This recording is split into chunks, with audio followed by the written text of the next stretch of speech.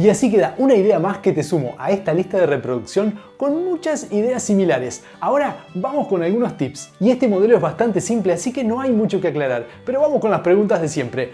¿Se puede separar de la pared? Sí, así como está armado, no está apoyado en la pared, aquí está separado. El viento lo puede mover, pero es muy difícil que se caiga si le ponemos unas bases pesadas como en este caso. Segundo, como pudiste ver, los globos 5 pulgadas están puestos ahí para que la hilera de globos de arriba no se tambalee y quede más firme, así que no los vas a poder sacar. Tercero, estos globos Link que armamos también vienen comprados, ¿sí? Vienen con un pico para inflar y un piquito del otro lado para atar con el globo siguiente. Pero a veces es difícil conseguir el mismo color de globo que tenemos en las columnas, así que aquí te dejo una opción para poder atarle un globo 260, si no, aquí arriba te dejo una recomendación con 2 formas más de hacerlo, pero si querés más, siempre tengo más. Acá te dejo otra forma de atar los globos desde adentro. Mirá, no hay nudo ni nada, están atados desde adentro, como te digo.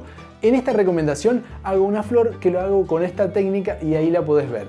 Así también podrías ir atando pares de globos para hacer esa hilera. Y por último, un agradecimiento enorme a todos los miembros del canal que con su gran aporte ayudan mes a mes a que se cree más y mejor contenido. Y también a los que han participado de la opción Super Gracias que está por aquí abajo, que es un corazoncito con un signo pesos, que es una forma más de colaborar con el canal. Y ahora sí, elegir alguna de estas ideas para continuar, no te olvides del me gusta y de suscribirte al canal para que nos veamos todas las semanas con nuevos modelos. Muchísimas gracias por llegar hasta acá y nos vemos en el próximo.